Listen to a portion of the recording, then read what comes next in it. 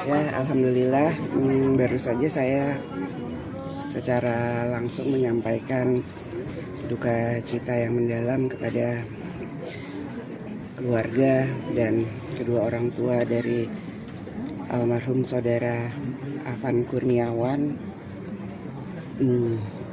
dan insya Allah keluarga diberikan kekuatan, keikhlasan dan ketabahan dalam menerima musibah ini, dan semoga amal ibadah dari almarhum Afan Kurniawan bisa diterima Allah Subhanahu wa Ta'ala.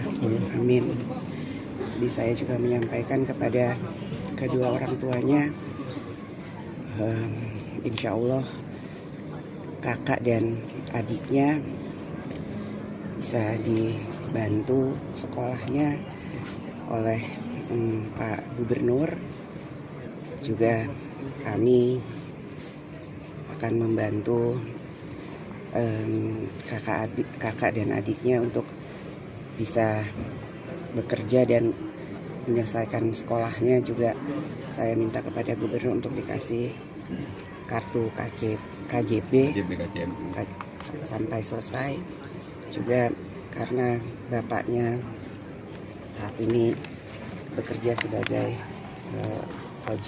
ojek online juga, saya juga menyatakan karena motor dari almarhum rusak atau sekarang belum ditemukan, saya juga menawarkan jika membutuhkan untuk ada kendaraan, kami juga akan membantu untuk menyiapkan motor sehingga beliau bisa melanjutkan pekerjaannya. Dan saya tentu saja pada kesempatan ini meminta kepada kepolisian dan seluruh jajaran untuk mengusut tuntas dan secara transparan mengungkap dan menyelidiki tragedi ini.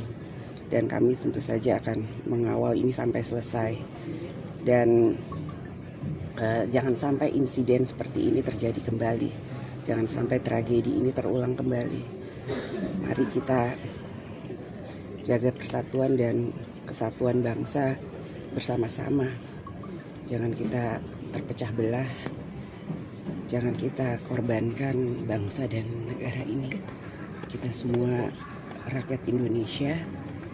Kita bangun bangsa ini bersama-sama dengan bergotong royong. Semuanya saling menahan diri.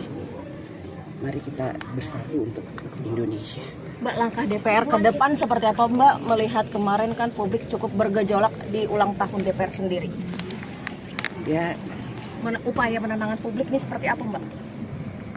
pertama-tama tentu saja atas nama anggota DPR dan pimpinan DPR, sekali lagi saya meminta maaf jika kami sebagai wakil rakyat belum bisa bekerja dengan baik secara sempurna. Kami akan mengevaluasi, kami akan berbenah diri, kami akan mendengar aspirasi rakyat dengan lebih sehat, lebih baik dalam bergotong royong membangun bangsa. Dan marilah kita bangun bangsa ini bersama-sama, kita berdiskusi, kita dengarkan masukan-masukan dari para tokoh bangsa, dari tokoh-tokoh dalam membangun bangsa ini. Artinya ke depan ini akan ada perbaikan khususnya dalam pola komunikasi yang disampaikan oleh DPR, Mbak Puan? Ada yang nemuin demo, Mbak Puan? Ya, kita evaluasi bersama. Mbak Puan, salah satu yang memicu gejolak publik itu kan soal tunjangan rumah DPR, apakah itu akan dicabut, Mbak Puan?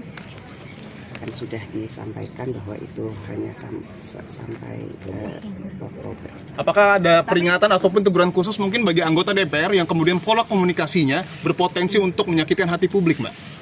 Semua harus menahan diri dan jangan saling menyakiti, kita saling menghormati dan menghargai. Terkait anggota BPR yang keluar negeri Mbak, Kenapa nggak ada yang menemui demo waktu itu sih Mbak Puan untuk menenangkan? Apakah anggota Dewan pada takut pada demonstran, gimana Pak? Ya nanti kita Cukup dulu ya. Yang tanggapan ke luar negeri Mbak, yang tanggapan ke luar negeri ya. Misi. Minta maaf ya. Ayo. Bentar. Sabar. Ada orang. Masih ada orang. Saya nyampe di sini aja. Iya. Gubernur mau menyampaikan sesuatu. Iya, boleh. Oh, Mas, ayo. Gimana? Ayo. Mas Bram, teman-teman muncul Mas, sebentar Mas sampai kamera yang siap. Sudah? Sebentar. Sudah? Sabar. Tahan diri, jangan kerusuhan sendiri. Sabar, Bang. Udah ya? Udah boleh?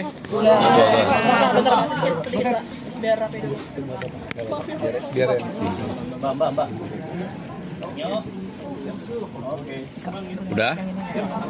Teman-teman sekalian, sebelum hal yang menyangkut apa yang saya sampaikan, tadi saya menindaklanjuti apa yang disampaikan oleh Ibu Ketua DPR RI, Ibu Puan Maharani tentang keluarga dan terutama untuk KJP sampai dengan KJMU dan juga untuk pekerjaan bagi keluarga Bapak Zulkifli nanti Mbak Puan akan kami tindaklanjuti. Dalam kesempatan ini saya ingin menyampaikan beberapa hal. Pagi tadi saya sudah melakukan koordinasi dengan Pangdam dan juga dengan Kapolda. Dan saya sendiri tadi pagi juga sudah berkeliling melihat titik-titik kerusuhan. Ada beberapa hal yang langsung kami tindaklanjuti. Yang pertama adalah seluruh moda transportasi sekarang sudah dibuka dan armada yang menjadi kewenangan BUMD harus tetap beroperasi. Yang kedua, halte maupun fasilitas umum yang terbakar saya minta untuk segera diperbaiki. Di beberapa tempat sudah dilakukan perbaikan, termasuk yang di awal di Selipi 1 sekarang sudah mulai bisa dibuka dan dinormalkan kembali. Kemudian untuk pasukan pelangi atau PPSU, pasukan oranye, biru, hijau dan sebagainya harus kerja seperti biasa termasuk hari ini dan besok. Jadi besok kita akan minta pasukan oranye yang biasanya hari Minggu dibuat shift, kali ini semua mereka harus bekerja seperti biasa. Car Free Day besok kami tidak larang. Sehingga dengan demikian, kalau kemudian sampai dengan sore atau malam hari tidak ada yang luar biasa, besok Car Free Day tetap kita buka seperti biasa. Kemudian saya meminta dan memerintahkan kepada Dinas Kominfo untuk hal yang berkaitan dengan Jaga Jakarta itu betul-betul secara masif disosialisasikan. Dan sekarang sudah kita mulai. Kemudian kepada seluruh karyawan Pemda yang biasanya Sabtu Minggu libur, saya minta separuh-separuh. Jadi hari ini kita di Balai Kota tetap bekerja 50%, masuk 50% diliburkan. Kemudian untuk halte Transjakarta akan diaktifkan secara bertahap yang kemarin dibakar-bakar karena beberapa tidak bisa di-tap. Maka untuk itu saya memutuskan mulai hari ini sampai dengan 8 hari ke depan seluruh transportasi yang menjadi kewenangan pemerintah Jakarta. Jadi mulai hari ini sampai 1 minggu ke depan biayanya 0%. Jadi mulai hari ini sampai dengan 1 minggu ke depan. 0 rupiah. Jadi gratis lah gitu ya. Karena kenapa? Karena beberapa yang terbakar itu percuma, nggak bisa sistemnya nggak bisa di-tap. Jadi itu yang kami sampaikan. Terima kasih. Wassalamualaikum warahmatullahi wabarakatuh. Biasa aja Bang, gue kasih lewat. Kasih lewat. Aku belum berdiri.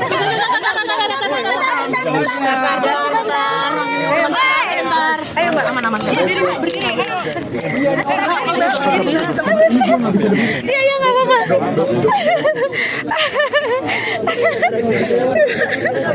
Sorry. Ya, nggak apa-apa. Berdiri. Udah didorong-dorong. Ada yang bawa aja Bang dari sini. Makasih ya. Iya, sama-sama Bang Yari.